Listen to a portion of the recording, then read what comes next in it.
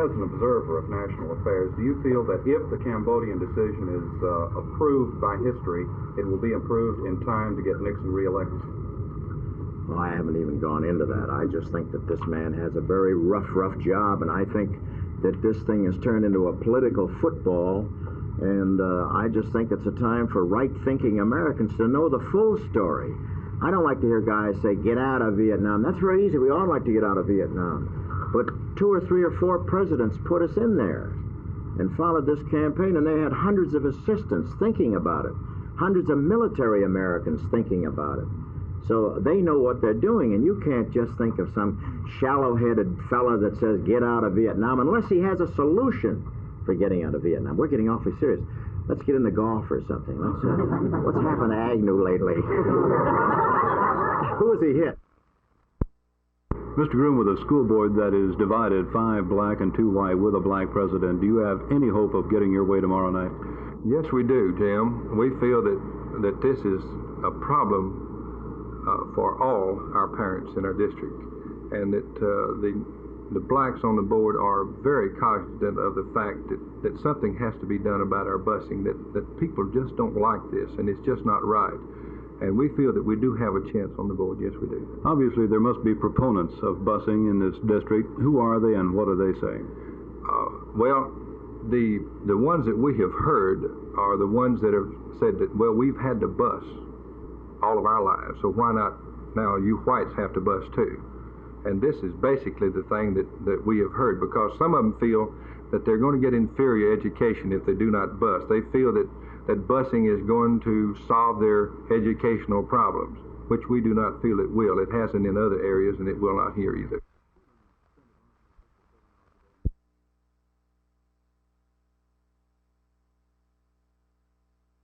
Quite excited, I think. We've been so busy getting ready. I think the impact hit us today. There's no more delay. It's here. We've got to go. No, we've just been rehearsing. We have a large repertoire, tremendously varied. The versatility of these guys, it just never ceases to amaze me what the young players can do, really, when given the chance. Just amazing. So we could play 9 hours without repeating if we wanted to.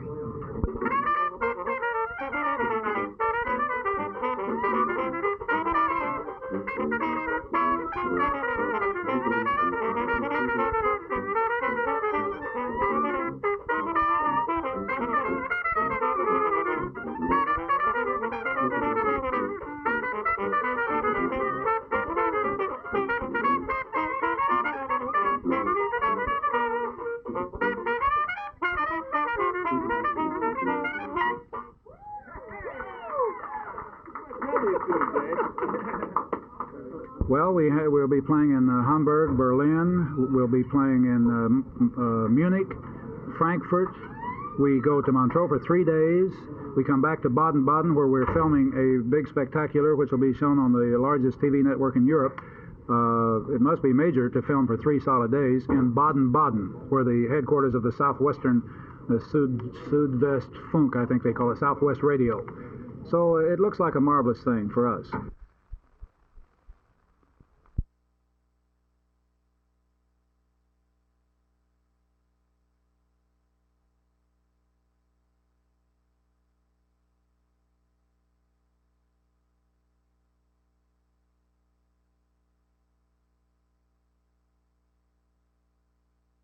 Or this young boy and talked to him. They did so, and in doing so, this is what led to the answers we got. Did the boy come voluntarily? Yes, his mother brought him in this morning. What time did he come in here? 8 o'clock this morning. What happens now?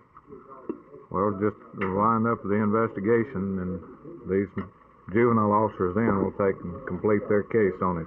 We're turning them boy over to them, or they are his man from here on, and they will turn him over to juvenile authorities up to county now. Do you anticipate any charges any time the next day or so? I think he can answer that better than I. Yes, we will file charges on the boy. When will you file them? Well, I'll begin filing them this afternoon. What age is he? He's 14. Has he been arrested before by your department? Yes. For a similar crime or for what? Similar, yes. When was he arrested? In December last year.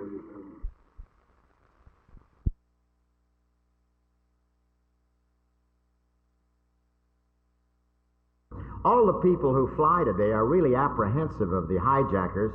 I was in the ticket line today and a man said, "I'll take 2 chances to Florida." But you know, you really have to fly the 747 because it's really big. You have no idea. You know, it has a captain, a pilot, co-pilot, navigator, 14 stewardesses, and a golf pro.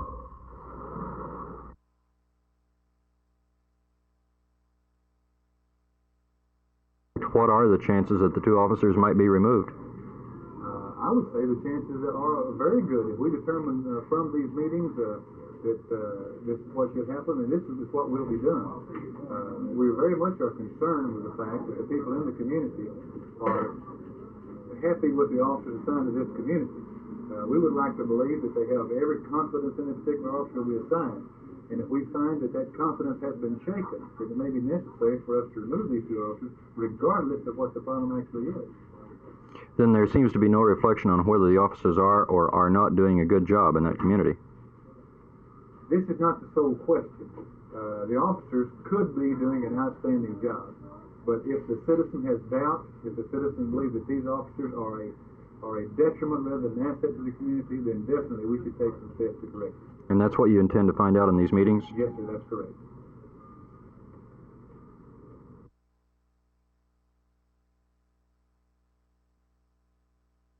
Well, we expect to run it the last 3 Sundays in June. 3 Sundays. It'll terminate the 1st of July then. That's correct. You also stated in your first 12-week period that you lost approximately $4,500. Do you think this will improve in the next 3 weeks? No, I don't. Do you think this system will work, sir? Well, we hope so. It just remains to be seen. We don't expect too much out of it.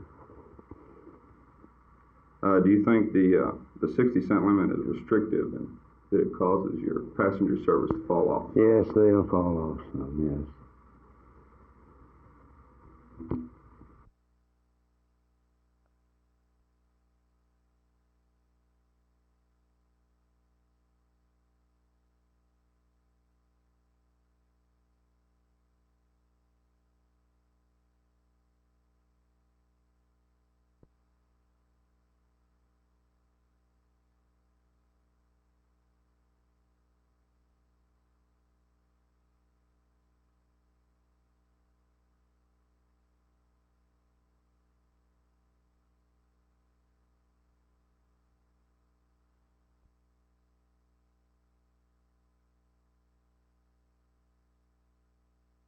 I just want to say that I wouldn't have missed this affair and the inspiration and the work behind it, and to come and face you workers. At least this is what the mayor told me. And just to be here. And I don't need work because I've been very busy entertaining the troops at our different colleges.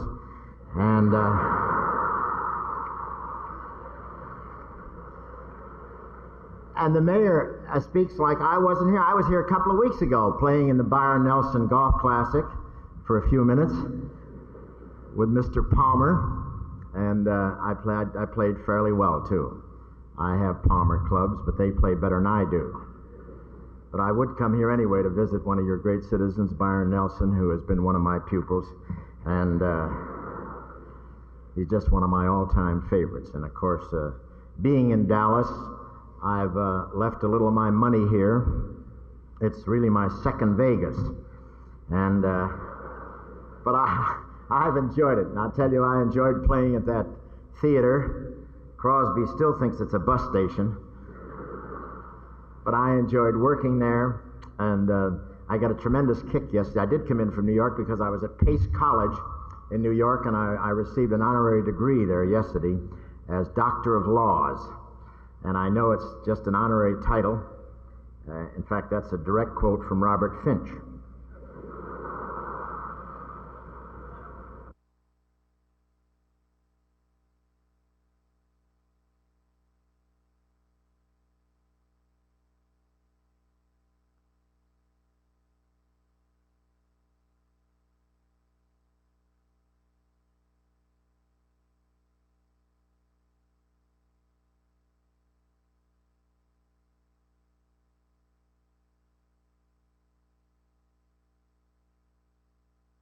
Tonight we seek not only to pay tribute to those who have worked hard, we seek also to preserve, to widen, and to reaffirm our union in public concern.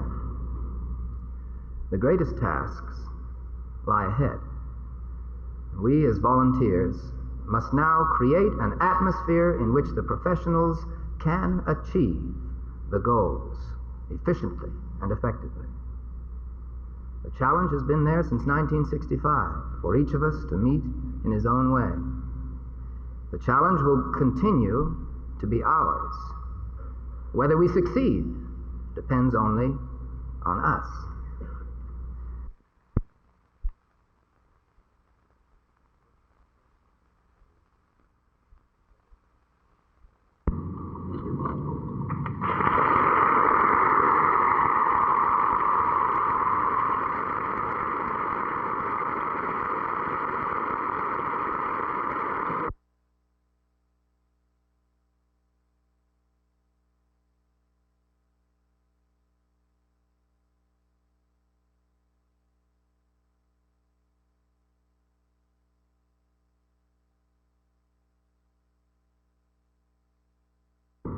A few months ago, the city of Fort Worth, acting on the recommendation of the library board, hired some outside consultants to survey the city and recommend a site for a new library. The experts spent some time talking and socializing and made a whirlwind tour of the city, then made their recommendation. The library board also ran a public opinion survey, which produced a site different from that of the experts. After the ballyhoo died down, the library board site selection committee, chaired by Gordon Appleman, met a few more times on an irregular basis, and still no firm recommendation has been made to this date. Neither the site selected by the people or the site recommended by the high-priced weekend experts.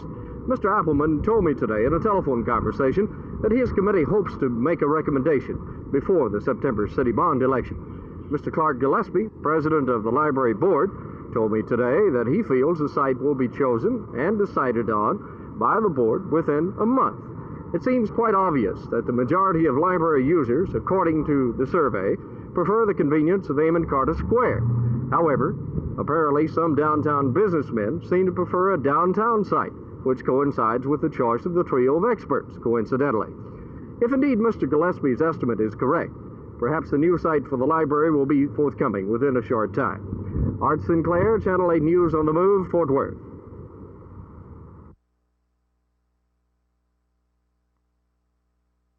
We have decided that these folks that came in this morning, the people calling themselves the citizens, the concerned citizens of North Dallas, have a very real feeling about what they told us. We feel like that they believe that they have a grievance about concerning the two officers. So what we intend to do is conduct a series of meetings with this group in order to determine just how it should be handled. We'd like to look into it, determine if all complaints are valid, and if so, just what we need to do about it. How long will this series of meetings last? Well, I use the word series of meetings. If one or two meetings will accomplish the purpose, of course, that's what we'll take. The first meeting will be tonight at 6:30, and if this one meeting will accomplish its purpose, then of course we will do it from here. We need a little more time to talk with this group and learn just exactly what the problem is.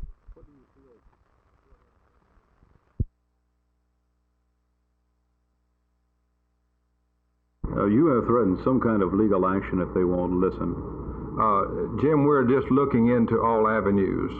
We've talked to attorneys, and we're going to try to see just exactly what all is involved, and surely if we will take legal action. Since you do object to the HEW plan, what is your plan? Well, right now, I talked this morning to Mr. Jim Collins in Washington, and we discussed the Charlotte, North Carolina or South Carolina plan that had been brought to my attention. At this time, I did not know about it, and we're going to look into this. We understand that Charlotte was forced to bus by HEW, and now then they no longer have to bus, but they have a different and separate type of plan, and we want to know what this is all about. Plus, we understand that Houston now will not have to bus, and we'd like to look into this facet also, so that we feel that there are other ways to bring about totally an education in our school that would make it a much better schools for our children than just having a bus from school to school and not having any choice in anything. It's just not right, it seems to us, to force busing upon us because of the cost.